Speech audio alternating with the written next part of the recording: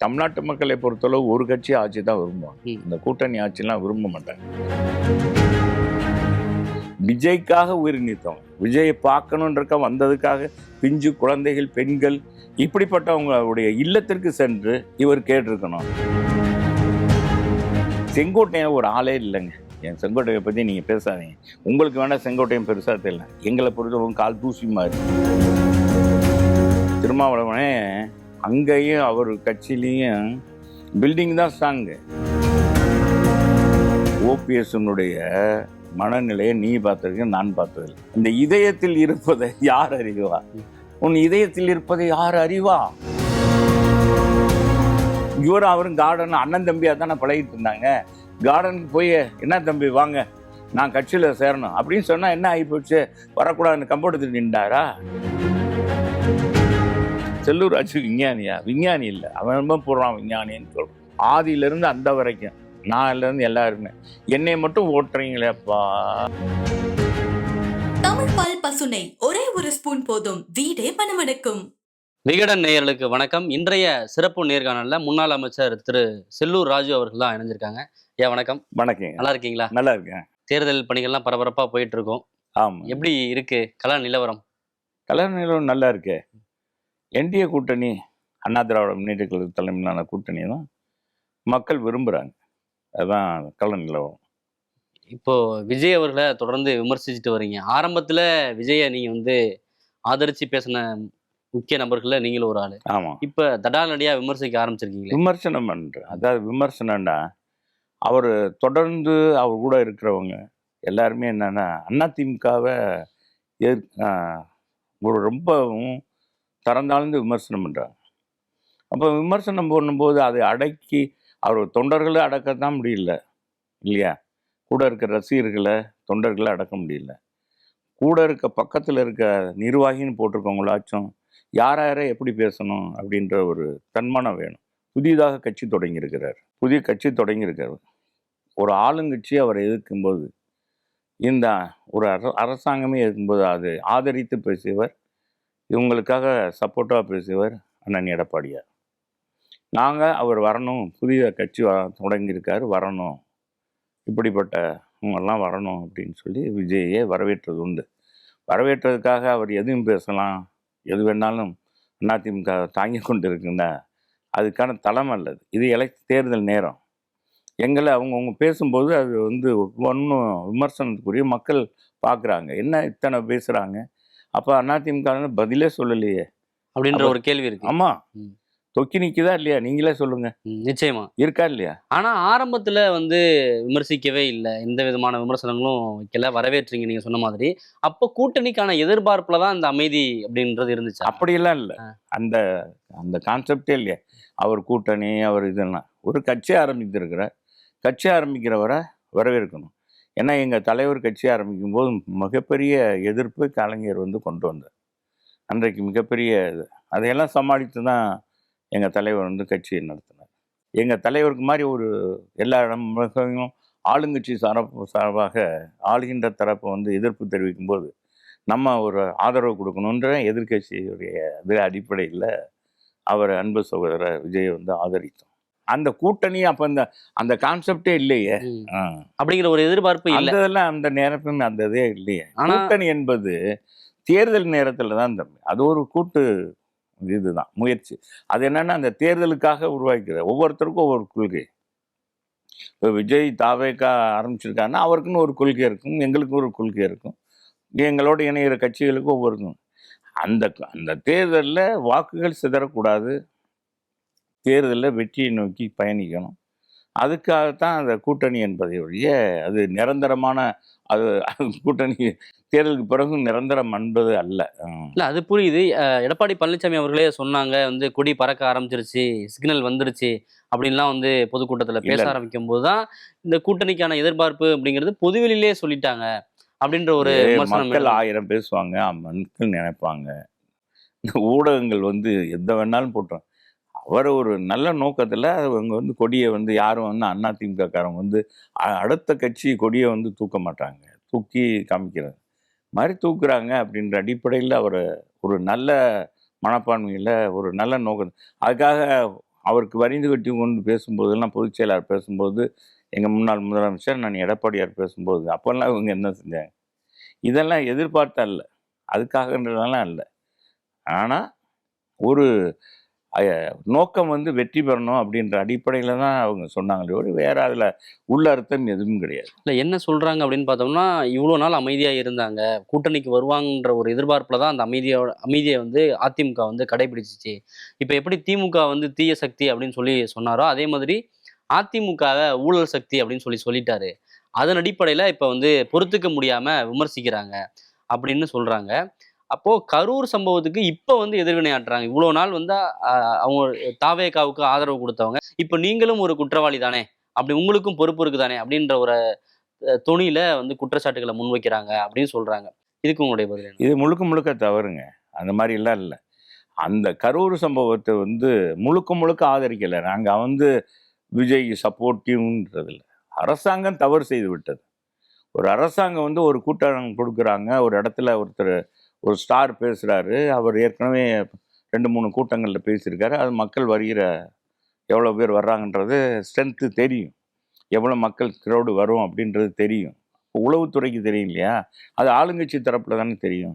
அப்படின்போது இவங்க இந்த கட்சி விஜய் கட்சி வந்து அவங்க அந்த இடத்த கேட்டிருந்தாலும் குடுத்திருக்க கூடாது. இந்த இடம் உகந்ததல்ல. உங்க பஸ்ஸில வர்றாரு. மேடை போட்டா கூட பரவால்ல. மே அவர் வந்து ஓப்பன் பஸ்ஸில வர்றாரு. அது குறுகியதாக இருக்கு. அதனால இது குடுக்க முடியாது அப்படின்னு அவங்க மறுத்திருக்கணும். அது மறுக்கல. 2வது இவங்க கேட்டதும் தவறு. யாரு? விஜய் கட்சியிலேருந்து பொறுப்பாளர் கேட்டதும் தவறு தான். அந்த இடத்த நம்ம தலைவருக்கு இங்கே வாங்கினோம்னா சிரமம் ஏற்படும். அதனால வேறு இடங்கள், அகலமான இடங்கள், வேற இதை காட்டிலும் விசாலமான இடங்களை பார்க்கணுன்னு அவங்க சொல்லியிருக்கணும்னு தான் என்னுடைய கருத்தெல்லாம் நான் பதிவு பண்ணியிருக்கேன். எங்கள் பொதுச்செயலாளர் நிறைய கருத்து தான் பதிவு பண்ணியிருக்கேன். அதாவது அதில் முழு சப்போர்ட்டிவாக அரசாங்கத்து மீது மட்டும் போகிற விஜய் நல்லதான் செஞ்சார் அப்படின்றதெல்லாம் கிடையாது. அது மிகப்பெரிய பாதிப்பு. தமிழ்நாட்டில் மிகப்பெரிய மக்களை உலுக்கிய ஒரு சம்பவம். அது எல்லா 2 பேர் தரப்புலயும் அது தவறு நடந்திருக்குன்னு தான் சொன்னோம். அத இப்ப சொல்றீங்க அப்படிங்கிறது தான் கேள்வி. இல்ல இப்ப சொல்றோம்ல. அப்பவும் அதே தான் சொன்னோம். இப்பவும் சொல்றோம். இப்பவும் என்ன சொல்றோம்? அதுல என்ன சம்பவத்த சொல்றோம்னா, ஒரு பொது வாழ்க்கைக்கு வந்துட்டோம்னா, ஒரு அரசியல் கட்சி தொடங்கிட்டாரு. அரசியல் கட்சி தொடங்கிட்டார். ஒரு நடிகரா இருந்தா அந்த இமேஜ் கூட இல்ல. அரசியல் கட்சி தொடங்கிட்டாருன்னா, அரசியல் இயக்கம் என்பது தலைவர் என்பவர் பொதுமக்களோடு இணங்கி போய் கீழே இறங்கி கேட்கணும். என்ன இமேஜ் அவங்களுக்கு பாதுகாப்பு கொடுக்கறது அரசாங்கத்துடைய கடமை. அவர் கொடுக்கலையா? கொடுக்க மறுக்கிறாங்களா? உடனே மத்திய அரசிட கேட்கணும். எனக்கு இந்த மாதிரி நான் போய் கேட்கணும். 41 குடும்பத்தையும் போய் நான் விசாரிக்கணும். எனக்காக அது யாருக்காக உயிர் நீத்தவங்க இல்லை. விஜய்க்காக உயிர் நீத்தவங்க. விஜயை பார்க்கணுன்றக்க வந்ததுக்காக பிஞ்சு குழந்தைகள், பெண்கள், இப்படி பலதரப்பட்ட பூராமே இளைஞர்கள் எல்லாமே பலதரப்பட்டவங்க. இப்படிப்பட்டவங்களுடைய இல்லத்திற்கு சென்று இவர் கேட்டிருக்கணும். ஆனால் கேட்காம என்னைக்கு இதை கூப்பிட்டு ஒரு ஹோட்டலில் அறையை எடுத்து இது பண்ணி அவங்க தங்க வச்சு அங்கே போய் பார்க்குறாங்கனால இது ஒரு பெரிய அரசியலில் வந்து இது வரவேற்கக்கூடியது அல்ல. யாருமே இதை செய்யக்கூடாது. இவர் செஞ்சார். ஆனால் அதே நேரத்தில் நாங்கள் எதிர்வினை ஆற்றக்கூடிய வாய்ப்பு இப்போ வந்துச்சு. அதெல்லாம் நாங்கள் முதல்ல சொல்லணும்னா ஏன் சொல்லலைன்னா இவர் எங்களை நோக்கி பேசுகிறார். எங்களை நோக்கி அவங்க பேசும்போது உங்களை தாக்கும் போது நீங்களும் நாங்க தாக்க வேண்டிய சூழ்நிலை வருது. வேற ஒண்ணும் விஜய்க்கு எங்களுக்கு வேற ஒண்ணும் இல்ல. இப்பவும் விஜய் அவர்கள் வரணும் அப்படிங்கிறது உங்களுடைய எதிர்பார்ப்பா இருக்கா? எங்க அப்படி இல்லை. யாரையும் வற்புறுத்த யாரும் வரணும்னு யாரும் நினைக்க முடியாது. அவங்களா நினைச்சு வந்தா தானே ஒரு கட்சி பார்ட்னர் என்பது எல்லாரும் இணக்கமாக இருந்து செய்வதுதான் பார்ட்னர். யாரையும் வற்புறுத்தி கூட்டணி வச்சு வற்புறுத்தி அவங்கள சேர்த்துட்டு போனோம்னா அது சரியா. பாஜகவில் தமிழிசை சவுந்தரராஜன் போன்றவர்கள்லாம் வந்து விஜய் வந்து எங்க கூட்டணிக்கு வரணும், இல்லைன்னா சைபர் பூஜ்ஜியம் ஆயிடுவார் விஜய் அப்படின்லாம் சொல்றாங்க. பொதுவெளியில் சொல்றதை பார்க்க முடியும். தொடர்ந்து அவருக்கான அழைப்புன்றது கொடுத்துட்டே தான் இருக்கிறாங்க. இவங்க வரல அப்படிங்கிறதுனால தான் இப்படியான விமர்சனங்கள்லாம் முன்வைக்கிறாங்க அப்படின்னு நிர்மல்குமார் போன்றவர்கள்லாம் சொல்றாங்க. இன்னொன்று செங்கோட்டையன் போன்றவர்கள்லாம் வந்து என்ன சொல்றாங்கன்னா, திமுகவை விமர்சிக்க வேண்டிய அதிமுக புதிய கட்சியான தாவேகாவை விமர்சிக்கிறது அப்படிங்கிறது ஏற்புடையதல்ல அப்படின்ற மாதிரிலாம் பேசியிருக்காரு. நான் செங்கோட்டையன் கருத்துக்கு பதில் சொல்ல விரும்பல. ஏன்னா இந்த கட்சியை பயன்படுத்தி சம்பாதித்து பேர் செங்கோட்டைன்ற பேர் வெளியே வந்த காரணமே அதிமுக தான்.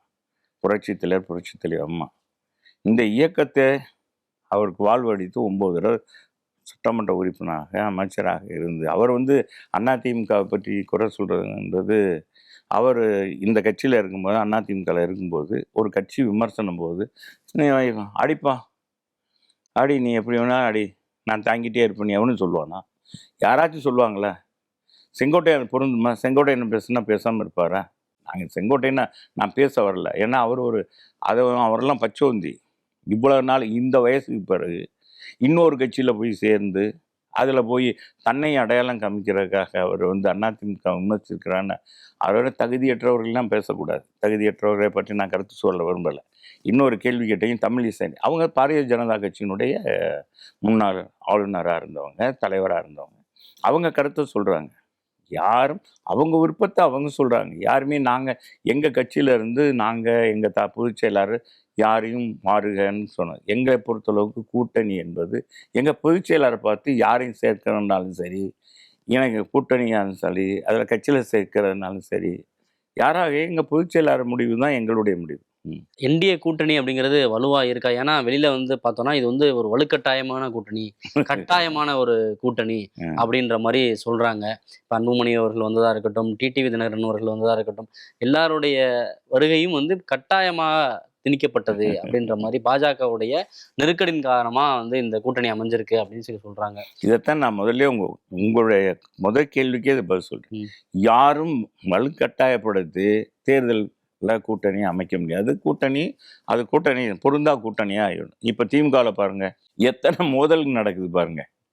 இப்பவே ஒரு தொகுதி இன்னும் உடன்பாடே வரல ஒரு கட்சியில. ஒரு தேசிய கட்சி இப்போ வடக்கு தொகுதியில் கை சின்னத்துக்கு ஓட்டு போடுங்க, எங்க மதுரையில் ஓட்டிருக்காங்க, வாழ்ப்பு தெரிவிக்கிறாங்க.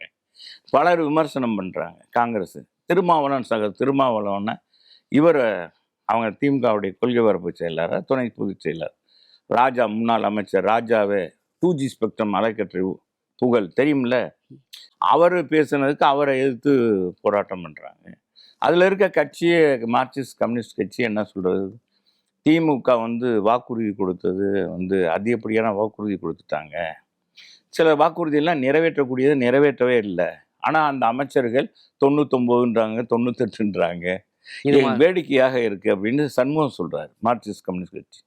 அதில் இருக்க இந்திய கம்யூனிஸ்ட் பொதுச் மாநில தலைவரும் அப்படித்தான் பேசுகிறாங்க.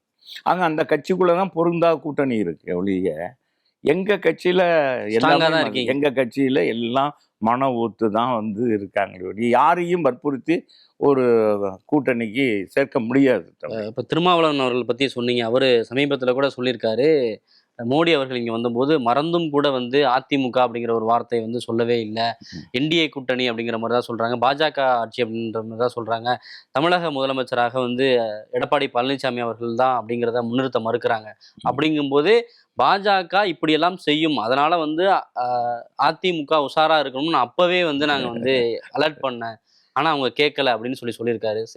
அன்பு திருமாவளவன் வந்து எதையும் அவராக மறந்துடுறார். முதல்ல அவரே எடுத்துக்கோங்க. இது வந்து மோடிஜி வந்து இது கூட்டணியாக முதல்ல சொல்லிட்டாரு, என்டிஏ கூட்டணிக்கு தலைமை வந்து அதிமுக தான். அதிமுக தான் அதிகப்படியான சீட்டுகள் ஒதுக்கப்படும். அதிமுக பார்த்து கொடுக்கறது தான் பாரதிய ஜனதா வாங்க போகுது. எங்கள் பொதுச் செயலாளர் தான் பார்த்துக்கிற போகிறார். அதை பற்றியே நாங்கள் கவலைப்படல. இவர் சொல்லி அப்படின்லாம் ஒரு கட்சியில் இவர் முதல்ல தன் கூட்டணியில் அவர் இருக்காரா அப்படின்றத அவர் நினச்சி பார்க்கணும். அந்த கூட்டணியில் அவருக்கு மரியாதை இருக்கா? இப்போ இது வரைக்கும் என்ன சொன்னார், யாரையும் சேர்த்துக்கிற மாட்டோம், எங்கள் ஏற்கனவே பாட்டாளி மக்கள் கட்சி உள் மனசில் வச்சுட்டு சொன்னார். இப்போ அவங்க யார் வேணாலும் சேர்த்துக்கலாம் அப்படின்றார். அன்பு திருமாவளவனே அங்கேயும் அவர் கட்சியிலையும் பில்டிங் தான் ஸ்ட்ராங்கு, பில்டிங் தான் பேஸ்மெண்ட்டை வீக்காக இருக்குது. ஏன்னா நிறைய பேர் திமுக கூட பாதி பேர் போகணுன்றாங்க சட்டமன்றம், பாதி பேர் வேணான்றாங்க. இந்த மாதிரி இதில் இருக்காரு, அவரே குழப்பத்தில் இருக்காரு. அவர் சொல்கிறத சொல்லிட்டு போகிறாரு. உங்கள் கூட்டணி ஸ்ட்ராங்காக இருக்குது அப்படின்னு சொன்னீங்க. செங்கோட்டையன் பற்றி நான் பேச விரும்பலைங்க. ஆனால் வந்து செங்கோட்டையன், வைத்திலிங்கம், டிடிவி தினகரன் போன்றவர்கள்லாம் ஆரம்பத்தில் வந்து ஓபிஎஸ் போன்றவர்கள்லாம் அதிமுக ஒன்றிணையணும் அப்படிங்கிற ஒரு கருத்தை தானே முன் வச்சாங்க. அதில் ஏதாவது தவறு இருக்கா? ஒன்று இணையணும்னா தம்பி, தொண்டர்கள் பிரிந்திருந்தால் தான் அந்த கருத்து. தொண்டர்கள் எல்லாம் அண்ணன் பொதுச் செயலாளர் தலைமையில் அண்ணா திராவிட முன்னேற்ற எங்கள் முன்னாள் முதலமைச்சர் எடப்பாடியார், புரட்சி தமிழர் எடப்பாடியார் தலைமையில் ஏற்கனவே இணைந்து கொண்டு இருக்காங்க, இணைந்துட்டாங்க. இவங்க தனி மனிதராக இருக்காங்க, இவங்கனால ஒன்றும் இல்லை. இப்போ டிடிவினா அவர் ஒரு கட்சி ஆரம்பித்துட்டார், அதை பற்றி அவருக்கு நமக்கு அதில் ஒன்றுமே இதில் அவர் அதை பற்றி இல்லை. அவர் கட்சி ஆரம்பித்துட்டாரு. அவர் கட்சிக்குன்னு அவர் நிர்வாகி போட்டிருக்காரு தமிழ்நாடு அளவுக்கு. அது இயங்கிக்கிட்டு இருக்கு. இவங்களுக்கு என்ன இது இருக்குது? அந்த அளவுக்கு இல்லையே. இந்த மாதிரி பச்சோந்திகளாக மாறிக்கொண்டு இருப்பவர்களுக்கெல்லாம் பதில் சொல்வது சரியாக இருக்காது. இல்ல அவங்க இவங்களும் வந்து அம்மாவால் வளர்த்து விடப்பட்டவர்கள் தானே. வளர்த்து அதிமுக விட்டோம். இயக்கம் ஒன்றிணையணும் அப்படிங்கறதானே விரும்புறாங்க. இன்னும் ரெட்டலை. பலம் பெறணும், அம்மா அவர்கள் ஆட்சி அமையணும் அப்படிங்கிற உங்களுடைய கருத்தை தானே அவங்களும் முன்வைக்கிறாங்க. கரெக்டு தம்பி, நான் அதில் மறுக்கவே இல்லை. ஏன் முதல்ல இவங்க ஏன் பிரிஞ்சு போனாங்க? அதுக்கு முதல்ல வேணும்ல. எதுக்கு போனாங்க? எதுக்கு போய் தலைமை கழகத்தை உடைக்கணும்? கட்சி ஒன்றா இருக்குது. கட்சி எடுக்கிற முடிவுக்கு கட்டுப்படணும். அது இல்லை. ஏன் நம்ம கட்சியில் அமைப்பு இருக்குது. அமைப்பு பார்த்து சொல்கிறது தான் இது. இவங்களாம் அதை முன்பட்டு இது மாதிரி போயிட்டு இப்போ அவங்களுக்கு பின்னால் யாரும் இன்னும் ஒன்றும் பப்பு வேகலை அப்படின்ன உடனே இப்போ இந்த மாதிரி பேசுகிறாங்க. பேசும்போது நம்ம அதை எப்படி எடுத்துக்கிறது? திமுகவின் கைக்கூலியாக தான் இவங்க செயல்பட்டுருக்காங்க. இங்கே யார் வைத்தியனுங்க, இப்போ மனோஜ் பாண்டியன், மற்றவங்கெல்லாம் இப்போ வெளில போனவங்க எல்லாருமே திமுக கைகளி அப்படின்றீங்க. ஆமாம், அப்படி அதானே அவங்க அங்கே போகிறாங்க. நான் என்ன சொல்கிறேன், செங்கோட்டையன் தாவேகாவுக்கு போயிருக்காரு. நான் சொல்கிறேன் தம்பி, நீ சொல்கிறதெல்லாம் வாஸ்தவம் தான், நான் ஏற்றுக்கிறேன். நான் என்ன சொல்கிறேன், இவங்க என்ன செஞ்சுருக்கணும்? உண்மையான அதிமுக ஒவ்வொரு தொண்டனும் என்ன, இந்த கட்சியில் எத்தனை கோடிக்கணக்கான கோடிக்கணக்கான உடன்பிறப்பு இருக்காங்க, கட்சிக்காரவங்க இருக்காங்க, ரத்தத்தின் ரத்தங்கள் இருக்காங்க, அம்மாவுடைய பிள்ளைகள், புரட்சி தலைவர் காலம் தொட்டு இந்த இயக்கத்தில் எதையும் விரும்பாமல் இந்த கட்சி இருந்தால் போதுண்டா. எம்ஜிஆர் உருவாக்கின கட்சி ஆளுங்கட்சியாக இருக்கணும்டா. கட்சி இருக்கணும், ரெட்டலை இருக்கணும். அண்ணா கொடி போட்ட, அண்ணா படம் போட்ட கொடி பறக்கணும் அப்படின்னு நினைக்கிற எத்தனை பேர் தொண்டர்கள். அவன் என்ன பதவி எதிர்பார்த்தான்? அவன் போனானா அந்த கட்சியை விட்டு? இந்த கட்சியில இருந்து யாராச்சும் திமுகவில் சேர்ந்துருக்காங்களா? தொண்டர்கள் சேர்ந்ததா வரலாறு இருக்கா? இவங்க போகிறாங்கன்னா இவங்க சம்பாரித்து தன்னுடைய சொத்தை காப்பாற்றுறதுக்காக போகிறாங்க. அதுதான் காரணம். பசவி உள்ள இடத்த தாடியும், இந்த வவ்வால் கூட்டம் இருக்குது பார்த்தீங்களா, பழம் இருக்கிற தாடியும் போகுங்க. அது மாதிரி அதே மாதிரி ஒரு இது சொல்லுவாங்க, புறா கூட்டம். இந்த புறா என்ன செய்யுங்கன்னா, நீங்கள் பார்த்துருக்கீங்களா நாகப்பட்டினத்தில் காலையில் புறா என்ன செய்யுமா, அந்த தர்கா, நாகூர் தர்கா இருக்குல்ல, அங்கே நெல் போடுவாங்களாம். அந்த நெல்லை போய் சாப்பிட போகும். சாயங்காலம் வேளாங்கண்ணியில் நெல் போடுவாங்க. அங்கே அந்த புறா அங்கே வந்துடும். இப்படி மாறி மாறி போகுங்க. அது மாதிரி இது புறா கூட்டங்க தம்பி. இவங்களுக்கெல்லாம் முக்கியத்துவம் கொடுக்கணும்ல. கட்சி, எங்கள் கட்சி தான் கடைசி வரைக்கும் வேணும்ப்பா. இவர் என்ன எடப்பாடி சேர்க்கலையா, பொதுச் செயலர் சேர்க்கலையா, நாங்கள் கட்சியில் தொண்டராக இருக்கிறோம் அப்படின்ட்டு இருந்திருக்கணுங்க. அப்போ தாங்க இந்த தொண்டர்கள் அவங்கள மதிச்சிருப்போம், நாங்கள் மதிச்சிருப்போம். வைத்திலிங்கம் அவர்கள் திமுகவுக்கு போயிட்டாரு, செங்கோட்டையன் அவர்கள் தாவேகாவுக்கு போயிட்டாரு, மாற்றுக் கட்சியினர் போயிட்டாரு அப்படின்னு சொல்ல முடியும். ஆனா ஓபிஎஸ் அவர்கள் வெளில இருந்து அம்மாவின் ஆட்சி அமையணும் அப்படின்ற மாதிரி தானே குரல் கொடுத்துட்டு இருக்காரு. அவர் இன்னும் மாற்றுக் கட்சிக்கெல்லாம் போகல. அவர் எந்த நோக்கத்தில் சொல்றாருன்னு எங்களுக்கு யாருக்கப்பா தெரியும்? ஓபிஎஸ்னுடைய மனநிலையை நீ பார்த்துருக்கீங்க, நான் பார்த்ததில்லை. நீங்க பார்த்துருக்கீங்க, எனக்கு தெரிஞ்சிருக்காது. இல்லை, எனக்கே தெரியாது, யாருக்குமே தெரியாது. இப்போ உங்க புண்ணியமூர்த்தி என்ன செய்யறீங்க, நீ என்ன நினைச்ச என்னை கேட்குறீங்கன்னு எனக்கு என்னப்பா தெரியும்? இந்த இதயத்தில் இருப்பதை யார் அறிவா? உன் இதயத்தில் இருப்பதை யார் அறிவா? நான் அறிய முடியுமா? சொல்லுங்க. அப்படி இருந்தால் தான் நாட்டில் கொலை நடக்காது, எது நடக்காது. என்ன சொல்றீங்க? ஓபிஎஸ் அவர்களுடைய இன்றைய நிலையை வந்து நீங்க எப்படி பாக்குறீங்க? ஏன்னா முதலமைச்சரா நினைக்கிறதுல நான் என்ன சொல்றேன், இப்ப கூட கேட்டிருக்க, சமீபத்துல கூட கண்கட்ட பிறகு சூரிய நமஸ்காரம் மாதிரிங்க. கண்கட்ட பிறகு சூரிய நமஸ்காரம்னு சொல்றாங்க. பொதுச் செயலாளரை பார்த்து இவர் தான் போய் நேரடியாக கேட்கணும். இது ஊடகத்தில் சொல்றது, இதெல்லாம் சொல்றது என்னன்னா, தன் மீது ஒரு இரக்க குணம், தன் மீது ஒரு மக்கள் மத்தியில் ஒரு இரக்க குணம், பாவம்னு சொல்லணும். இதுதான் அரசியல். இதுவும் அரசியல் பண்றாருன்னு தான் நான் நினைக்கிறேன். எனக்கு என்னமோ தெரியல. அவர் உள்ளன்போடு சொல்லியிருந்தா நேராக போயிருக்கணும். சேலம் போயிருக்கலாம். இங்கே இவரும் அவரும் கார்டன் அண்ணன் தம்பியாக தானே பழகிட்டு இருந்தாங்க. கார்டனுக்கு போய் என்ன தம்பி வாங்க, நான் கட்சியில் சேரணும் அப்படின்னு சொன்னால் என்ன ஆகி போச்சு? வரக்கூடாதுன்னு கம்பெடுத்துட்டு நின்றாரா? இதெல்லாம் சும்மாங்க. ஊடகத்தின் மூலமாக அப்படி எல்லாம் பேட்டி கொடுத்து ஒரு அனுதாபத்தை எடப்பாடி பழனிசாமி அவர்களும் சேர்க்க முடியாதுன்னு மறுபடியும் பதில் கொடுக்குறாருல. இவர் ஊடகத்தில் கொடுத்தாருன்னா என்ன அர்த்தத்தில்? இதுனாலும் சரி, பொதுச் செயலாளர் நேராக பார்த்து இந்த மாதிரி ஒரு தூரம் பிரச்சனையாகுது. அப்போ யார்கிட்ட பேசணுமோ பேசி அவரை போய் பார்த்துருக்கணும். அதை விட்டுட்டு பேசினா பொதுச் செயலாளர் பார்த்து எந்த நடவடிக்கை எடுத்தாலும் நாங்கள் ஏற்றுக்கொள்கிறோம். ஏன்னா இந்த இயக்கத்தை கட்டி காத்தவர் சிக்கலான நேரத்தில் இந்த கட்சி இருக்குமா அப்படின்னு நினைக்கிற நேரத்தில் இந்த கட்சி பாடுபட்டு இரவு பகலாக பாடுபட்டு இன்னைக்கு உருவாக்கி மிகப்பெரிய அளவுக்கு கொண்டு வந்திருக்காரு. அந்த கட்சிக்கு எப்படியாவது சேதாரம் விளைவிக்கலாமான்னு நினைக்கிறாருன்னு தான் நான் நினைக்கிறேன். ஆட்சியை நான் கேட்கிறேன். காப்பாத்துறதுக்கு அப்படி இல்ல. ஓபிஎஸ் அவர்களும் துணை புரிஞ்சார்ல. அதெல்லாம் அது ஒரு அவர் தான் எதிர்த்தும் ஓட்டு போட்டார். நீங்க அதவே சொல்றீங்க. அவர் தான் எதிர்த்து இந்த கட்சி ஆட்சி இருக்கக்கூடாது, அம்மா கொண்டு வந்த ஆட்சி இருக்கக்கூடாதுன்னு நினைச்சவர் அவர் தான். அவர் முதலமைச்சரான கட்சியை அழிச்சதுன்னு நினைச்சு திமுகவோட சேர்ந்து ஓட்டு போட்டவர் அவர் தான். அது தெரியுங்களா? அது ஓட்டு போட வந்தவர். அப்புறமேல் தான் மாறினாரு. அப்புறம் எல்லாம் பேசி இதுவரை அதில் வந்தவர். அப்புறமேலு இதில் மாறி போனாங்க அவர் பதவி. அதெல்லாம் ஒன்றும் இல்லைங்க. யாருமே செல்ஃபிஸு. இப்போ நீங்கள் அவர் பொறுத்தளவுக்கு, ஓபிஎஸ்ஸை பொறுத்தளவுக்கு இது வெளியே பேச வேண்டியதே இல்லை. அவர் ஊடகத்தில் பேசியிருக்கே கூடாது. அவர் நேரடியாக போய் பேசியிருக்கணும். பொதுச்செயலாளர் பார்த்துருக்கணும். பொதுச்செயலாளர் பார்க்குறதுக்கு யாரமோ சொல்லி போயிருக்கலாம். போகல. இதை பற்றிலாம் நான் விமர்சனம் அதிகமாக பேச விரும்பலை. இன்னொரு பக்கம் நீங்க கமலஹாசனை வந்து தொடர்ச்சியா விமர்சிச்சுட்டு வரீங்க. சிநேகன் அவர்கள் வந்து மக்கள் நீதி மையத்துல இருந்து உங்களுக்கு பதிலடி கொடுத்திருப்பாரு. நீங்க பார்த்திருப்பீங்கன்னு நினைக்கிறேன். நீங்க வந்து உங்களை மாதிரி அடிமை இல்ல, காலை பார்த்தே நடக்கிறவங்க இல்ல. எடப்பாடி அவர்கள் கார்ல இருந்து இறக்கி விட்டா கூட ஓடி போய் ஃபுட்போர்ட் அடிச்சுக்கிட்டு போய் இருந்தவர் இல்லை அப்படின்லாம் சொல்லியிருக்காரு. ஆக்சுவலா அந்த சம்பவம் என்னதான் நடந்துச்சு? நாங்களும் பார்த்தோம் அந்த வீடியோல. அந்த கார்ல இருந்து இறக்கி விட்டார்ல, யாரு இறக்கலைங்க. இப்போ இதெல்லாம் சம்பவம் விமர்சனம் இதெல்லாம் ஏற்கனவே பேசியாச்சு, பல தடவை போயிட்டு. இது மத்திய போலீஸ் அங்கே ஒரு ஆள் தான் உட்கார முடியும். ஏற்கனவே ஒருத்தர் இருக்கார், சிவகங்கை மாவட்ட செயலாளர் இருக்காரு, இன்னொருத்தர் இருக்கார், 2 பேர் எங்கள் கட்சிக்காரன். அதனால நான் எங்கள் மாவட்டம் அருகாமையில் இருக்குது அந்த கீழடி. அதனால நம்ம வண்டியில் வந்துருங்க, அங்கே போய் சேர்ந்து தான் நாங்கள் தான் முன்னின்று தான் அந்த நிகழ்ச்சியை நடத்துகிறோம். இதை போய் ஒரு பெருசாக ஊடகத்தில் போட்டு அதை போய் சிநேகம் பேசுகிறேன். சிநேகம் ஒரு நல்ல அறிவாளின்னு நினச்சேன். ஒரு கவிதை எழுதக்கூடியவர், ஆற்றல் படுது கவிஞர். எனக்கு நல்லா தெரியும். அவர் நகைச்சுவை நடிகராக மாறிட்டாரே, அப்படி தான் தெரியுது. நான் ஒன்றும் கமலஹாசன் தனக்கு விமர்சனிக்கலை. அவர் கட்சி தொடங்கின நோக்கம் என்ன? திமுகவை தான் கட்சி தொடங்கினார். அது தொடங்கினது அதுதான். வாரிசு அரசியல் இருக்கக்கூடாது, ஊழலை ஒழிப்பேன், நாட்டில் புரட்சி. எங்கள் மதுரையில் தான் குரல் எடுது. அவருடைய நடவடிக்கை அது மாதிரி பின்னால் இல்லை. அதில் மாறி போய் டிவியை உடைச்சி இன்னைக்கு எத்தனை லட்சக்கணக்கான பேர் கூப்பிடி இருந்தாங்க.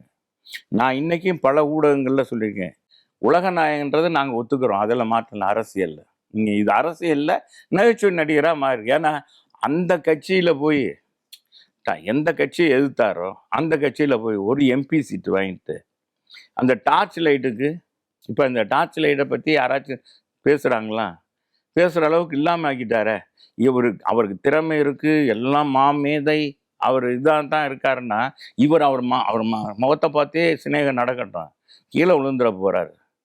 விழுகிற இடம் நல்ல இடமா இருக்கணும். சிநேகன் நல்ல அறிவாளி, நல்ல இதாக இருக்கார், எனக்கு நல்ல நண்பர், அதில் மாற்று இல்லை. ஆனால் பார்த்து யாரை பேசினாலும் சரி, என்ன பேசுனாங்க, என்ன நோக்கத்துக்காக பேசுனாங்கன்னு பார்க்கணும். இப்போ கூட என்ன 15 சீட்டு கேட்குற, 15 சீட்டு கொடுத்துருவாரா? நான் இன்னைக்கு சொல்கிறேன், 15 சீட்டு கொடுத்துட்டாருன்னா நீங்கள் அவர் சிநேகம் என்ன பேசினாலும் கேட்டுக்கிறேன். நீதி மையத்துக்கு 15 சீட்டு கேட்டிருக்காரு. 15 சீட்டு வாங்கிடுவார் அவர். முதல்ல ஒரு 10 சீட்டுக்கு வழியே சொல்லுங்க.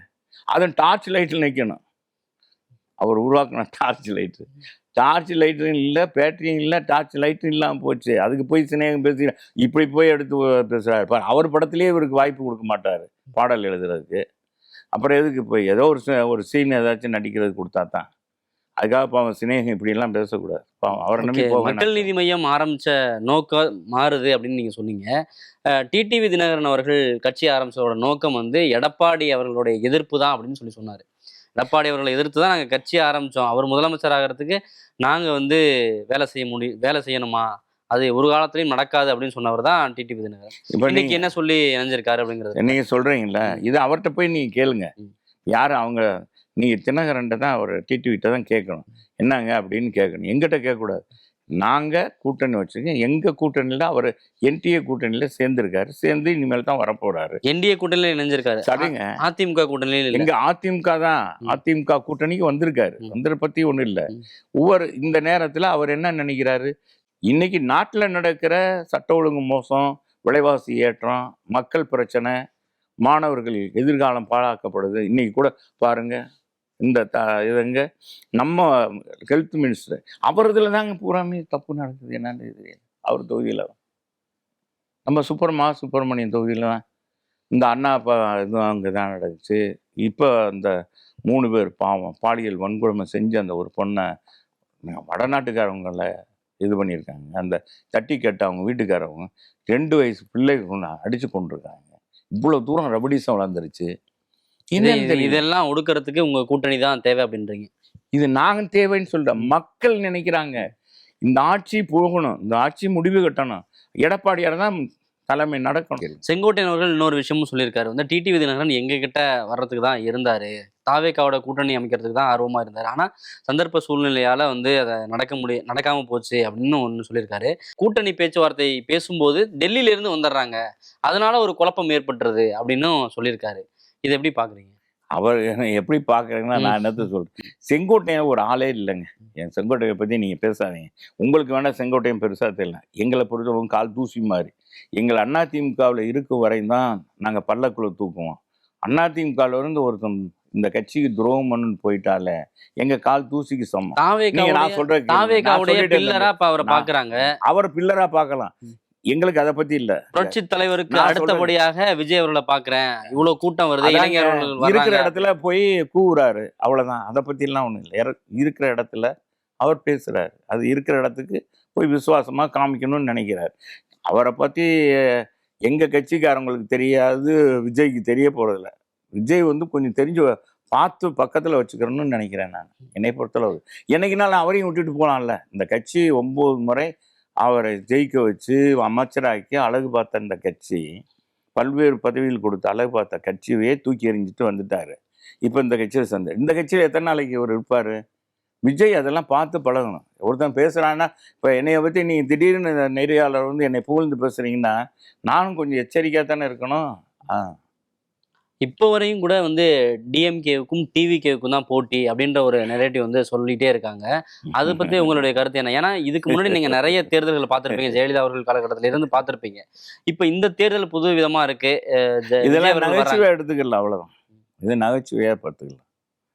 நகைச்சுவை தான் தம்பி. ஏன் டிவிகே உடைய செல்வாக்கு அப்படிங்கிறது எதுவுமே இங்க தேர்தலில் எதிரொலிக்காதா? நிச்சயமாக அதிமுக திமுக என்ற கூட்டணிக்கு இடையில தான் போட்டியை ஒழிய வேற எந்த கட்சியும் கிடையாது. தாவேக்காவா அது எந்த கட்சியாக இருந்தாலும் போட்டியிட்டால் அவர்களுக்கு செல்வாக்கு என்பது இருக்காது. மக்கள் இரு கட்சியை தான் பார்ப்பாங்க. உங்க அம்மா அவருடைய தலைமையும் பார்த்துருக்கீங்க, இன்னொரு பக்கம் எடப்பாடி அவர்களுடைய தலைமையும் பார்த்துருக்கீங்க. ரெண்டையும் எப்படி ஒப்பிடுறீங்க? எங்க அம்மா பொறுத்தளவுக்கு அவங்களும் நல்ல அறிவுரை வழங்குவாங்க. எங்க எடப்பாடியாரை பொறுத்தளவுக்கு ஒர்க்கு கொடுக்குறாரு. நல்ல ட்ரில் மாஸ்டர் மாதிரி இருக்கார். ஒரு இதை வந்து எடுத்துட்டா அந்த காரியத்தை கண்ணாக இருந்து முடிக்கணுன்ற அடிப்படையில் எல்லா பேருக்குமே மாவட்ட செயலாளர்கள், தொண்டர்கள் அனைவருக்குமே வந்து ஒரு ரோல்டு மாடலாகவே இருக்கார். இவரே எப்படி இருக்கும்போது நம்ம இருக்கணும் அப்படின்ற அளவுக்கு இருக்கார். பாசமாக இருக்கார்.